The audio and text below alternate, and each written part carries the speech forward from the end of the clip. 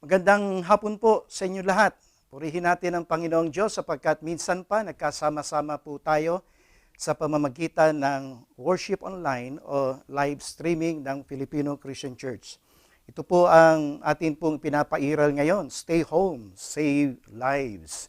Kinakailangan tayo po ay nandirito sa atin pong tahanan, kani-kanyang tahanan para sa ganon, ma-break na yung chain at hindi na po tayo, hindi na lumagana pa yung virus na ito at wala nang maapektuhan. Papasalamat tayo sa ginagawa ng gobyerno dito sa United Arab Emirates. Nagsimula po kagabi yung disinfection na ginagawa po nila. So alas 8, nais kong bigyan ng warning ang mga taga United Arab Emirates. 3 araw po ito. Simula alas 8 ng gabi hanggang alas 6. Huwag po tayong lalabas at baka masita po tayo ng pulis o matamaan tayo ng mga disinfection na gagawin. Tamaan yung ulo natin, makalbo tayo, medyo mahirap na po yan, mahirap na ibalik po yan. So, 3 araw po ito, nagsimula kagabi at ito po ay matatapos ng Sunday. Pero wag po kayong mag-alala, kahit nasa bahay po tayo, nais po naming i-offer ang mga programa ng Filipino Christian Church online. So, tingnan po natin itong programa po natin. Ngayon pong Friday na ito, 12:30, meron po tayong pananambahan, Abu Dhabi time. At mamaya din po ay English worship po natin, 5:30 sa pangunguna ni Pastor Benhar Pineda. Saturday, bukas ay meron tayong Bible study online. Pangungunahan naman ni Ate V. Sa Tuesday naman po ay ang ating pong prayer meeting. Ito po ay ang lockdown. Lock in prayers down on our knees. So sana po ay makita po natin na ang mga programa pong ito na nakakatulong sa atin upang lalo pa tayong lumalim sa atin pong pagkakilala sa Panginoong Diyos, sa salita ng Diyos sa kabila ng atin pong nararanasan sa mga oras pong ito. Updates lamang po ang tungkol sa COVID-19. Ito'y kinuha ko po sa Worldometer tungkol sa COVID, tungkol sa corona. Sabi, meron na ang mahigit kalahating milyon ang infected po at meron ng 24,000 ang namatay at ang nakarecovered naman ay 123,000. Kung isi-simplify po natin ang report ng Worldometer na ito, ganito po. So kung sa graph po medyo hindi maganda dahil sa halip na bumaba ay lalo pang nag-spike pataas yung dami ng cases at yung namamatay. Kung titingnan naman po natin by countries, medyo nagkaroon na po ng pagbabago ang trending ngayon. Dati nangunguna China sa mga naapektuhan. Ngayon hindi na. Ang nangunguna na po mga kapatid ay ang USA na po ang nangunguna. Pangalawa lang ang China. Sa ngayon ay wala nang napadagdag na bagong case sa kanila. Ito po ang sangayon sa statistic. Kung papansinin po natin mga kapatid, medyo yung mga mayayamang bansa ang matataas ang cases, matataas yung pong nai-infect. So sana po ay isama po natin ito sa atin pong mga panalangin at yung mga kamag-anak po natin na nandoon, mga kapatiran na nandoon. Sa Amerika po, pinost ng akin pong kapatid ang isang pahayagan sa New York, ang isa sa tawag nila epicenter ngayon ng corona, ng infection sa corona.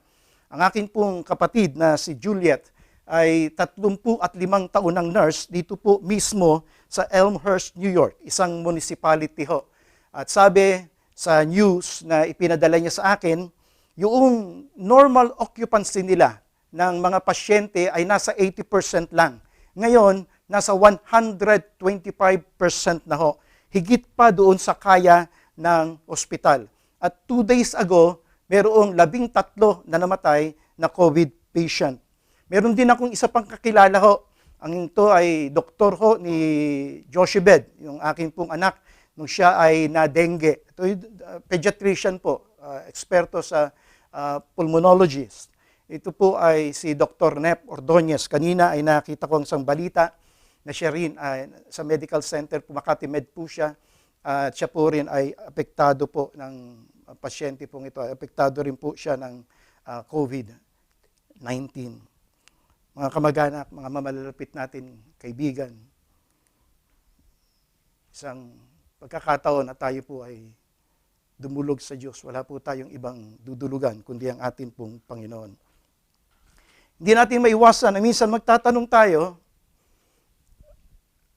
pardon the illustration, pero minsan nagtatanong tayo, asan ang Diyos? Meron ganun eh. Meron bang ginagawa ang Diyos? Sa kalagitnaan nitong mga pangyayaring ito, nasaan ang Diyos? At ano ang ginagawa ng atin pong Panginoon? Nagtitiwala po tayo na hindi po inosente ang Diyos sa lahat ng mga nangyayari sa atin pong kapaligiran. Meron pong ginagawa ang atin pong Panginoon. Sabi ng ating Panginoon, nung siya'y minsan ay tinanong, sabi sa John chapter 5 verse 17, John chapter 5 verse 17, in his defense, nung siya'y tanungin, nung siya'y nagpagaling ng may karamdaman araw ng Sabat, sabi niya, dapat hindi ka nagtatrabaho. Dapat hindi ka gumagawa ng araw ng Sabat. Ito yung sagot ng ating Panginoong Jesus. In his defense, Jesus said to them, my Father is always at work. Pansinin po ninyo. My Father is always at work. Hindi tumitigil ang Panginoong Diyos. Sasabihin ko sa inyo mga kapatid, kapag ka tumigil sa paggawa ang atin pong Panginoon, wala ka ng hangin ngayon. Wala ng araw na sisikat sa iyo. Titigil ang pag-inog ng mundo. Kaya hindi natin pwedeng sabihin na walang ginagawa ang Diyos. My Father is still at work. Mayroong gawa ang Panginoon. At kung mayroong isa na dapat nakakaalam ng mga gawa at kilos ng Panginoong Diyos, walang iba kundi ang kanyang mga anak. Sabi sa Amos chapter 3 verse 7, surely the sovereign Lord does nothing without revealing His plan to His servants. So, walang gagawin ng Diyos na hindi niya ipapaalam sa kanyang mga lingkod, sa kanyang mga anak. At tayo yun, na kanyang mga lingkod, na kanyang mga anak. Hindi ko sinasabing tayo mga manghuhula, hindi ho. At sinasabi ko lamang po, mga kapatid, dapat po ang mga anak ng Diyos ay sensitive sa pagkilos ng Diyos. Huwag po tayong padadaya, huwag po tayong palilinlang sa gawa ng kaaway, sa mga deception. Tayo mismo dapat ang nakakaalam kung ano ang nangyayari at kung ano ang ginagawa ng Diyos sa atin pong kapaligiran. Sa Isaiah chapter 48, verses 18 to 19, sabi ng Panginoong Diyos, forget the former things, do not dwell on the past. See, I am doing a new thing. Now it springs up. Do you not perceive it? Hindi mo ba nakikita?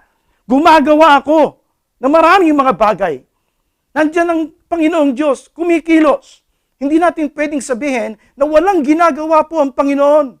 Meron ho. At tayo bilang mga anak ng Panginoon, ang dapat nakakaalam kung ano ang kanyang ginagawa sa gitna ng crisis na ito. Mga kapatid, dahil po rito, meron po akong mini-series na tatalakayin every Friday, 12:30. The works of God in the midst of present-day crisis. Ano yung ginagawa ng Diyos? Meron po ako nakitang tatlo na ito po'y tatalakayin ko. Ito po yung tatalakayin ko ngayon. At next Friday po, ito naman, at susunod na Friday po, ito naman po ang akin pong tatalakayin. God is working for the good of His children. Pangalawa ho, next week, tatalakayin ko naman, God is working for the expansion of His kingdom. At pangatlo, God is working to display His glory among the nations. Tingnan po natin ngayon ang ating pong pag-aaral na makikita natin sa Romans chapter 8, verses 18 to 30. God is working for the good of His children. Ang Romans 8:28, maraming nakakakabisa niyan. Alam ko, yung katabi mo, kabisado yan.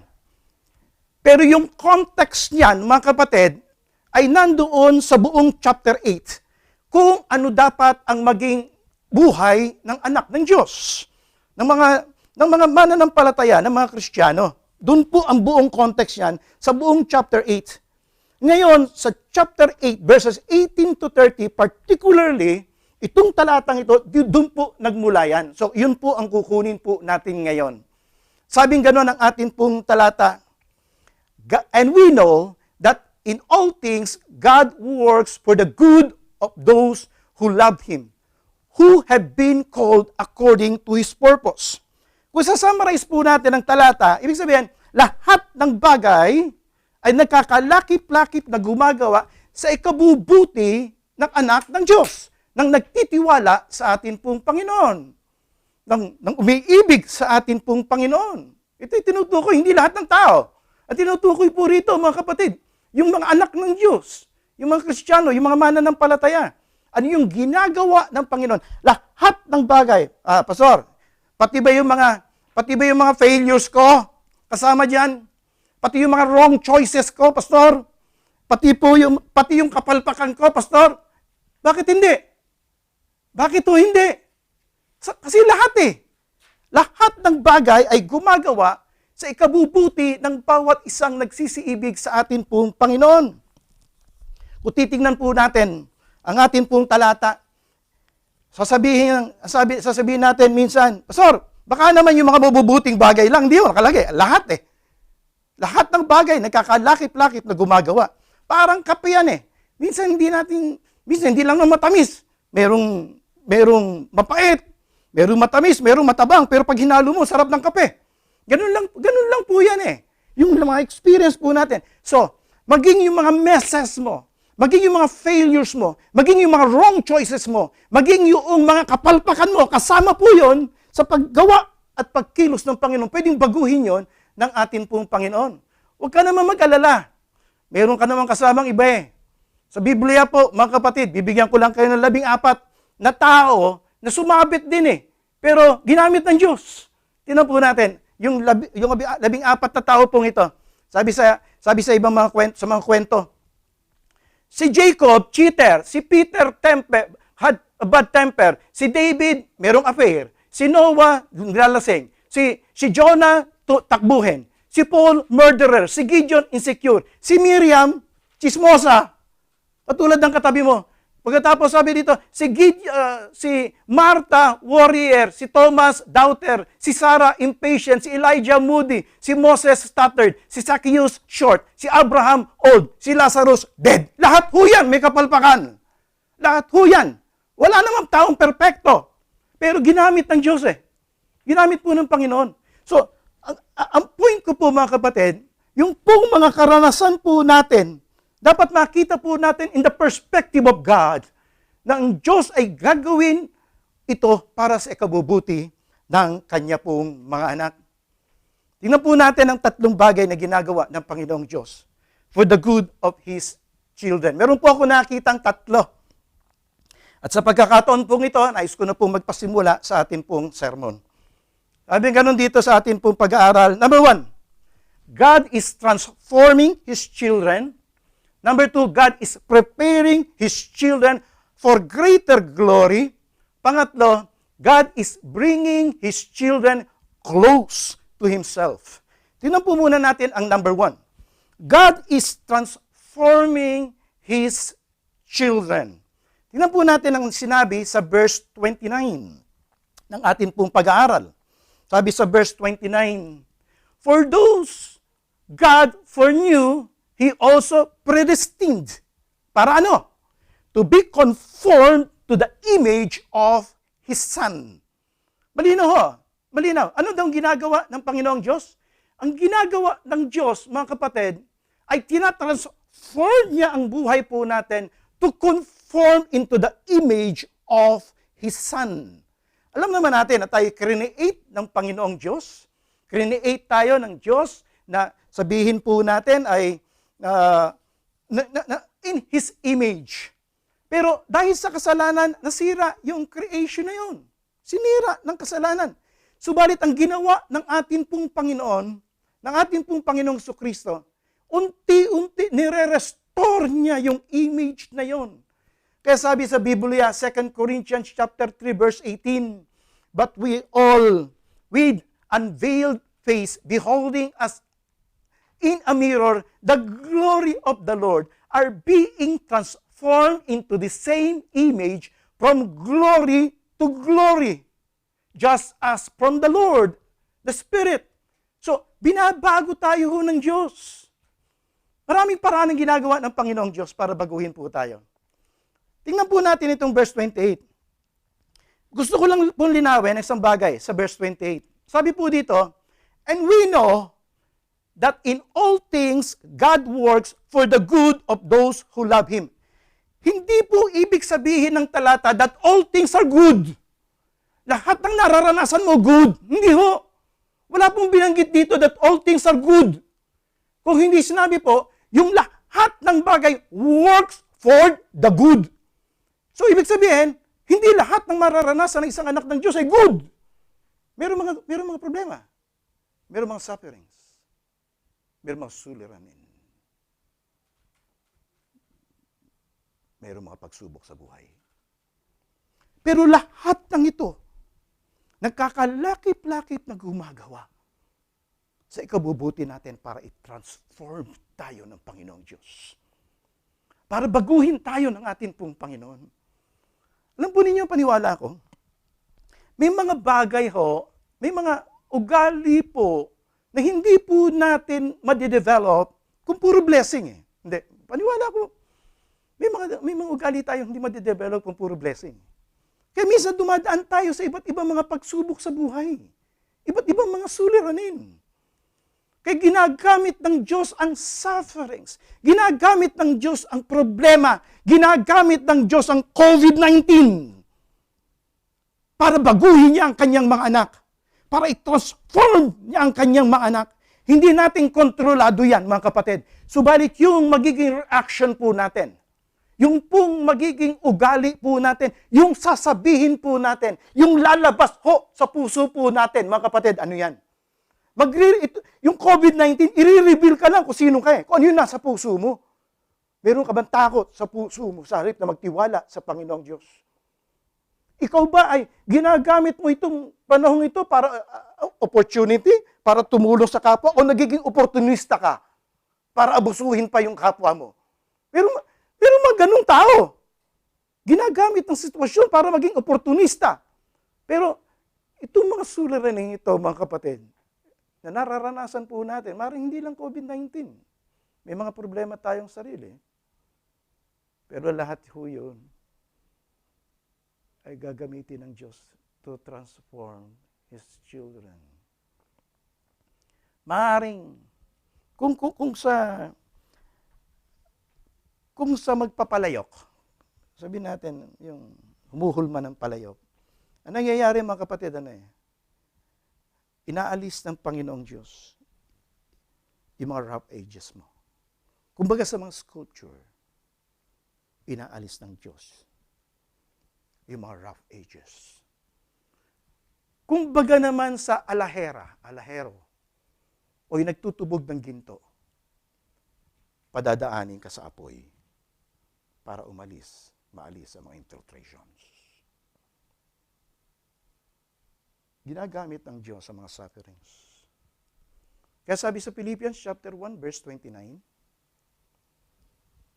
for it has been granted to you on behalf of Christ not only to believe but also to suffer for Him. Nakatira po tayo, not in the perfect world. Nandirito pa ho tayo sa mundo. Talagang mayroong darating na mga problema, mga sufferings. Sa New Living Translation, maganda eh. For you have been given, binigay sa'yo, not only the privilege of trusting Him, trusting in Christ, but also the privilege of suffering for Him. Privilege, given, gift. Bahagi po ng ating pong pananampalataya ang tayo ay dumaan sa mga pagsubok sa buhay. Sa Romans chapter 5, ito po yung ating pong mababasa. Not only so, but we also glory in sufferings, in our sufferings, because we know that suffering produces perseverance, character, and character, hope. nagdadaan ka sa mga problema, sa mga pagsubok, sa karamdaman, sapagkat mayroong minu-workout lang sa iyo si Lord. Hindi pa po tapos si Lord sa atin. Under construction pa po tayo. Tinatransform po tayo at bahagi po ng transformation ng Panginoong Diyos. Yung pagdaan po natin sa iba't iba mga sufferings. Bahagi din po ng sa atin ng Panginoong Diyos, pagkilos sa atin ng atin pong Panginoong Diyos, ay ang paglilinis po sa atin. Not only suffering, but cleansing.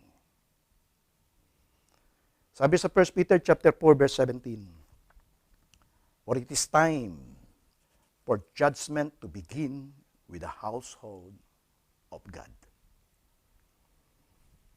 Minsan, sabi mo, ba't ba nangyayari to? Ba't ba nangyayari sa mundo to? Kasi dami na makasalanan sa mundo eh. Wala naman akong problema doon. Totoo naman yun. Pero bago i-deal ng Diyos ang ibang tao, ikaw muna eh. Tayo muna, kanyang mga anak. Ang dinidil ng Panginoong Diyos. Kaya nga sabi sa 2 Chronicles chapter 7 verse 14, if my people who are called by my name will humble themselves and pray and seek my face, turn from their wicked ways. Alam niyo mga kapatid, nakita ko, ito po yung panahon ng pagsisiyasat natin bilang mga anak ng Diyos. Ano yung mga bagay na dapat po nating talikuran? Ano yung mga kasalanan na pinatatalikuran ho sa atin ng Panginoon? Ano po yung mga bagay na paulit-ulit natin ginagawa or in bondage ho tayo? Judgment will begin in the household of God. Cleansing. Ang paglilinis ng Diyos. Bahagi po yan ng transformation ng Panginoong Diyos na ginagawa po sa atin. Nililinis po tayo ng Panginoon. Natatandaan ko bago pumasok ang bansang Israel sa lupang pangako, itong warning ng Panginoong Diyos. Alam nyo, isang bagay na nakikita ko sa panahon po, sa karanasan ko bilang OFW sa mga ngalaga sa maraming mga OFWs. Alam niyo kung anong nakikita ko? Minsan hindi natin napapansin, yung mga material na bagay, nalilibang ho tayo. Nalilibang ho tayo. Nangyayari po mga kapatid, yung mga material na bagay. Sorry, pero yun na yung nagiging Diyos-Diyosan natin minsan. Kaya sabi ng Panginoong Diyos, pagpasok nyo sa lupang pangako, huwag nyo akong kalilimutan. Baka kung kailan kumakain ka na, sabi nga natin, when you have eaten and are satisfied, you shall bless the Lord your God for the good land which He has given you. Beware that you do not forget the Lord your God by not keeping His commandments and His ordinances and His statutes, which I am commanding you today. Otherwise, when you have eaten and are satisfied and have built good houses, live in them, and when your herds and your flocks multiply, and your silver and gold multiply, and all that you have multiplies, then your heart will become proud, and you will forget the Lord your God, who brought you out from the land of Egypt, out of the house of slavery. You may say to yourself, my power and my strength, my hands have produced this wealth for me. But remember the Lord your God, for it is He who gives you the ability to produce wealth, and so confirms His covenant, which He swore to your ancestors as it is today. Warning ng Diyos, bago kayo pumasok sa lupang pangako, huwag niyo akong kalilimutan. Baka pagka marami na yung material things, dito ka na umasa. Ito na may asahan mo.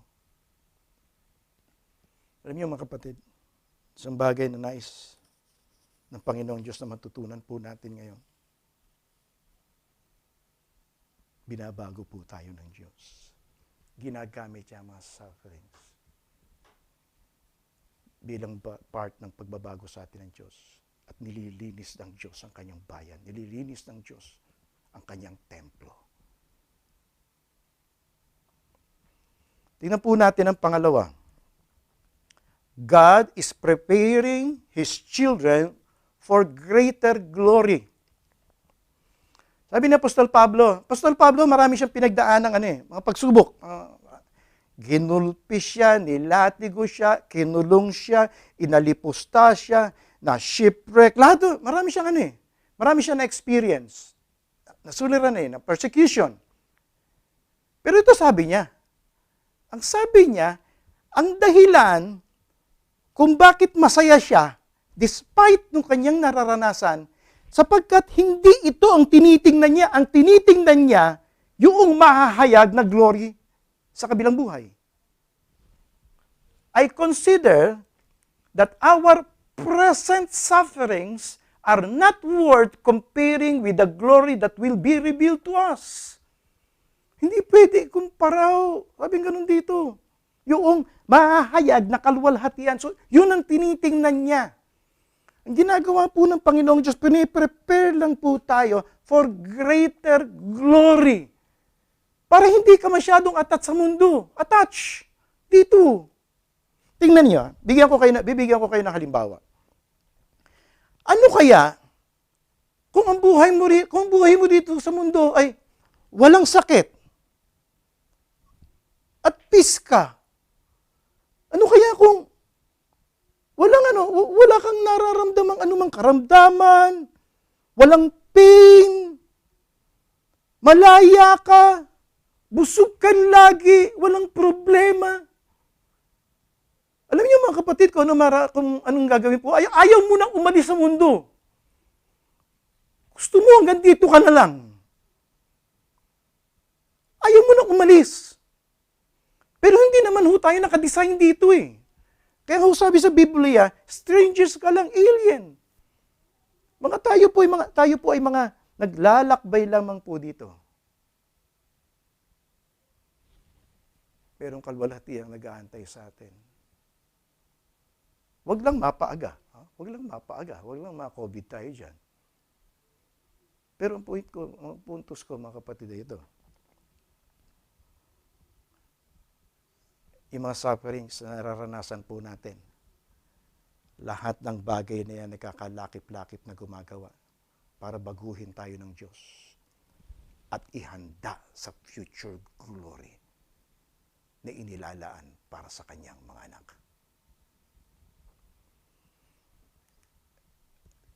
Sabi ng mga previous verses ang pinag-aaralan po natin, even the whole world, hindi naman mawawala lahat ito eh.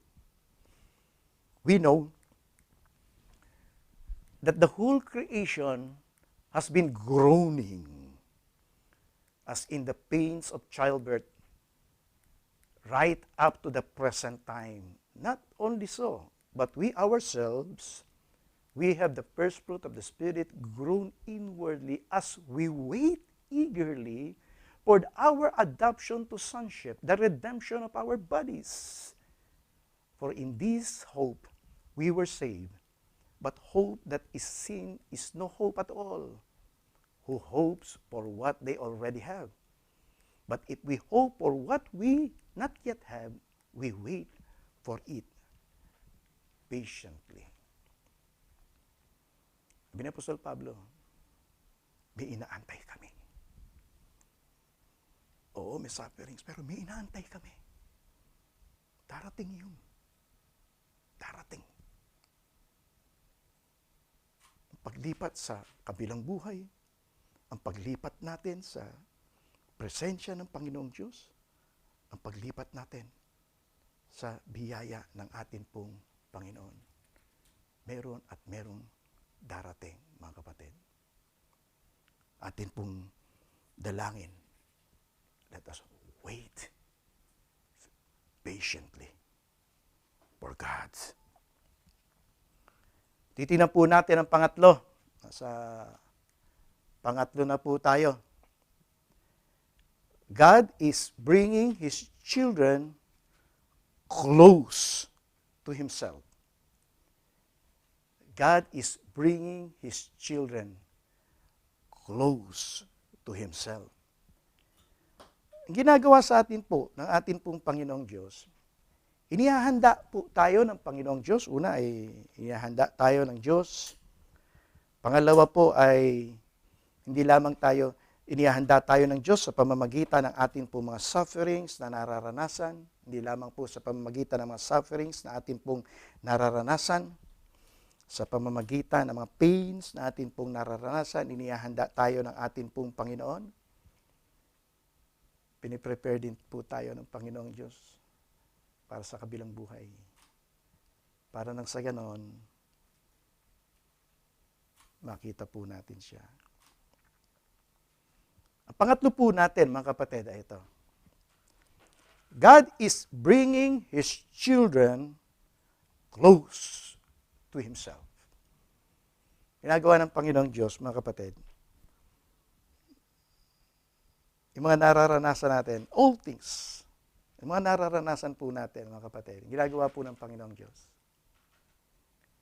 inilalapit lang ho tayo sa Diyos. Alam niyo kung mayroong isang bagay pinakamahalaga sa Diyos, sa lahat ng creation ng Panginoong Diyos, ikaw yun. Tayo yun. Yung kanyang mga anak. Ngayon, ang isang ako magulang ako eh. Alam niyo kung anong gustong-gusto ko sa mga anak ko? Yung makasama yung aking mga anak. Yung mayakap mo yung mga anak. Sa atin mga OFWs, napakahalaga po yun. Uuwi tayo. Mga anak mo, hindi mo nakikita 11 months. Tapos, yung bakasyon mo, buhos ho yan. Gusto po natin yan. Yun din naman ang gusto ni Lord. God is bringing you close to Himself.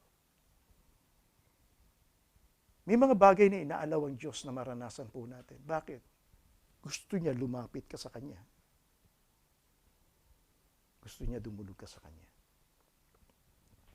Kaya sabi sa verse 18, verse 26, in the same way, the Spirit also helps our weaknesses. For we do not know how to pray as we should, but the Holy Spirit intercedes for us with groanings too deep for words. And He who searches the hearts knows what the mind of the Spirit is, because He intercedes for the saints according to the will of God. Prayer. Pananalang. Prayer. Ibig sabihin nito, gusto ng Diyos mag-pray ka. Gusto ng Diyos manalangin ka. Gagarantihan ko kayo, mga kapatid.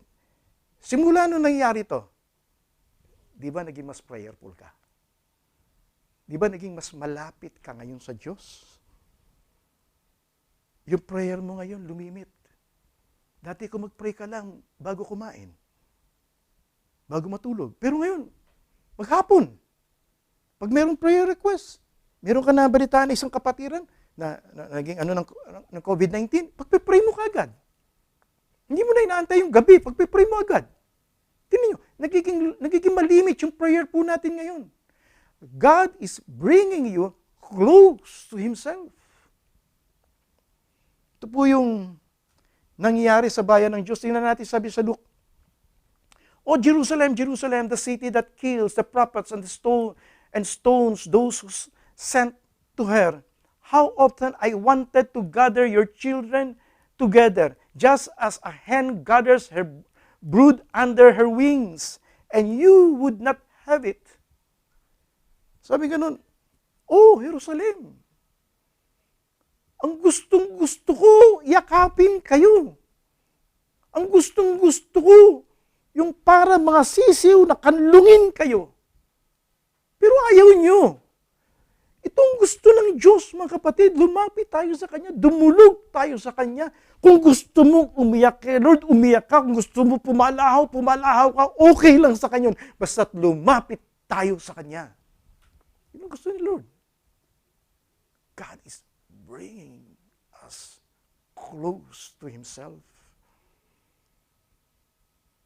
Nung palalabasin ang bayan ng Diyos, sabi gano'n ni Moses, kay Pharaoh, sabi gano'n ng Panginoon, you shall say to him, the Lord, the God of the Hebrews, sent me to you, saying, let my people go, that they may serve me in the wilderness. But behold, you have not listened until now. Let my people go para maglingkod sila sa akin. Diyan sa Ehipto, masyado silang abala. Masyado silang busy sa paggawa ng mga pyramids, sa paggawa ng mga trabaho, sa pagsamba sa iba't ibang mga Diyos-Diyosan. Let my people go. At sila ay mag-worship lang sa akin, mag-focus lang sa akin. Itong gusto ng Diyos. At lahat ng bagay ay nagkakalakip-lakip na gumagawa para ilapit ka lang ng Diyos sa Kanya at para lumapit ka sa atin pong Panginoon. Ilang beses, even the prophet, sabi niya, come to me now, come now. Lapit lang kayo sa akin. Itong gusto ng Diyos.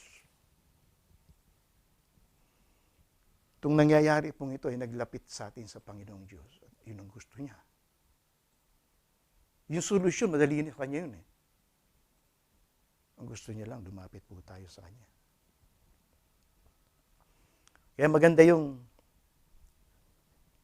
mangyayari sa 29. Ang World Evangelical Alliance ay nagdeklara ng COVID-19 Global Day of Prayer and Fasting. Lahat ng anak ng Diyos mananalangin, magpa-fast para sa problema ng COVID-19. May ginagawa ba ang Diyos? Meron. God is working for the good of His children. Anong ginagawa ng Diyos? Sa kabutihan natin, God is transforming His children. God is preparing His children for the greater glory. And God is bringing His children close to Himself. Meron isang awit, may title na Trust His Heart. Ganito ang sabi ng lyrics. All things work for our good, though sometimes we don't see how they should.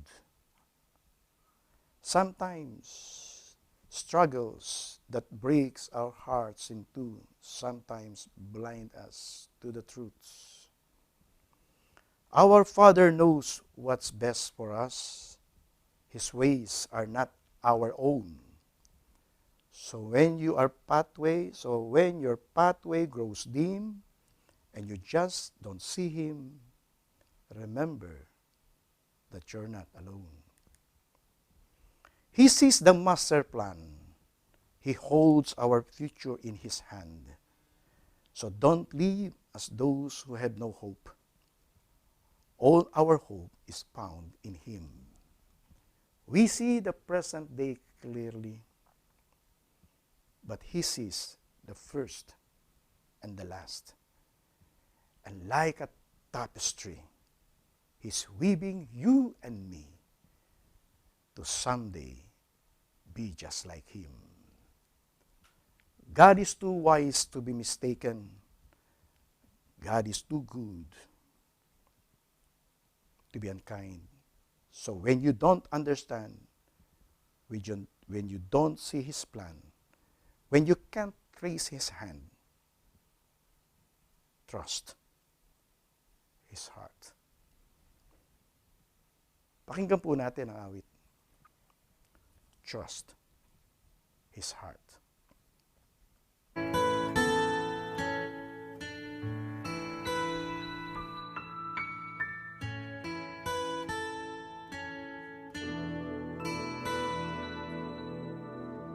All things work for our good,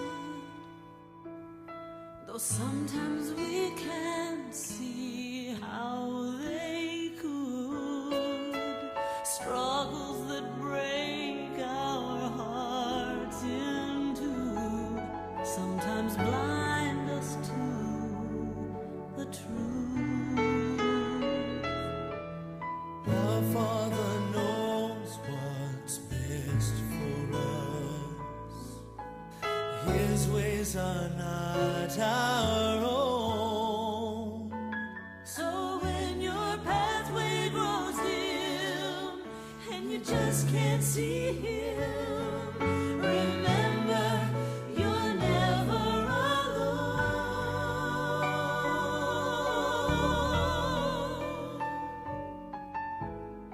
God is too wise to be mistaken.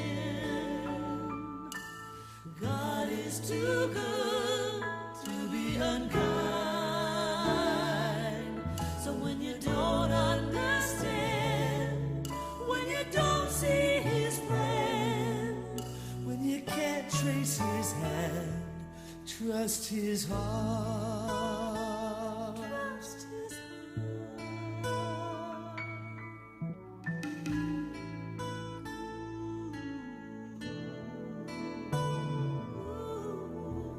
He sees the master plan. He holds our future in his hand. So don't live as those who have no hope.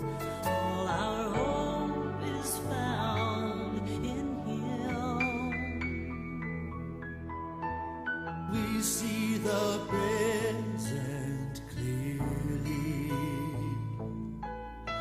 but he sees the first and the last.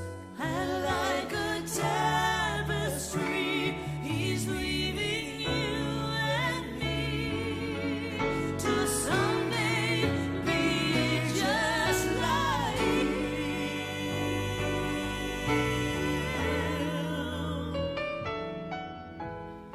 God is too wise to be mistaken.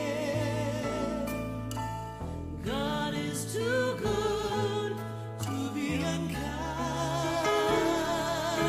So when you don't understand, when you don't see his plan, when you can't trace his hand, trust his heart. He alone is faithful and true. He's faithful. He alone knows what is best for you.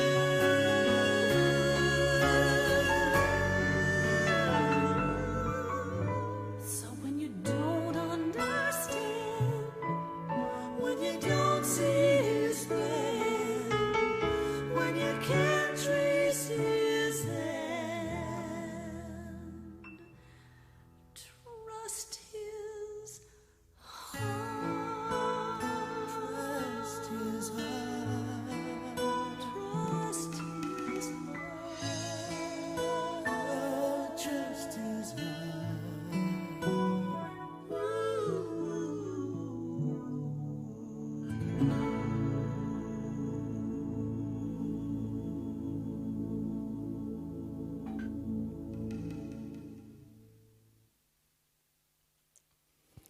Minsan pa po, maraming salamat po sa pagsama sa amin at nais po namin kayong patuloy pang anyayahan sa ilang pang mga online streaming ng Filipino Christian Church. Mamaya po, 5:30, English worship naman po natin. Sa bukas po, 8 o'clock, sa Bible study online at yung prayer meeting po natin ng Tuesday, 8 o'clock. Meron din po tayo mga bata na online din po ang kanila pong ginagawang mga workshop. Sa pagkakataon pong ito, nais kong pasalamatan si JB na siyang nag-assist po sa akin para sa technical at yung sina Aaron, sina Art para sa namang sa mga video na atin pong inedit. Magwakas po tayo at balik natin sa Diyos ang atin pong papuri at pasasalamat sa pamamagitan ng ating sama-samang panalangin. Tayo po yumuko, tayo po manalangin. Panginoon, Patawarin mo kami kung minsan nagiging inosente kami sa mga pagkilos at gawa mo sa buhay namin at sa mundo. Dalangin po namin, Panginoon, sa mga nararanasan po namin ngayon, maging sensitive na po kami, Panginoon, sa mga gagawin mo at ginagawa at gagawin mo pa.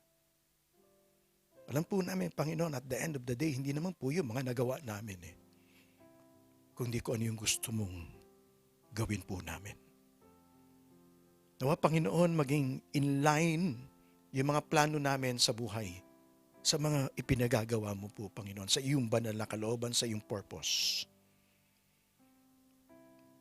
Ito nawa, Panginoon, ang maging eye-opener sa amin ay iyong mga anak. Kung paano po namin iaayos at ipaprioritize ngayon yung buhay po namin na maging sang-ayon sa iyong kalooban. Pagpalain mo po, Panginoon, ang iba pang mga gawain ng live streaming, hindi lamang po FCC, marami pong churches ang gumagawa ngayon ito. Dinudulog po namin, Panginoon, na huwag pong mahadlangan ang kapangyarihan ng iyong banal na salita. Kami na iyong mga anak ay magbigay ng patotoo na nasa amin po, Panginoon. Tuturo po namin sila sa tunay na pag-asa. Walang iba kundi ikaw lang. Hawakan mo ngayon ang aking pumakamay upang sa pamamagitan ng pagtataas ng aking pumakamay, padaluhin mo ang espiritu ng pagpapala. Saan man tayo naroroon, mga kapatid, ilahad natin ang ating mga kamay. Tanggapin po ninyo ang pagpapala ng ating Panginoon. Pagpalain nawa kayo ng Panginoon at ingatan kayo.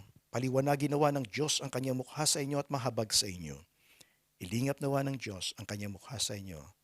Bigyan kayo ng kapayapaan. Amen.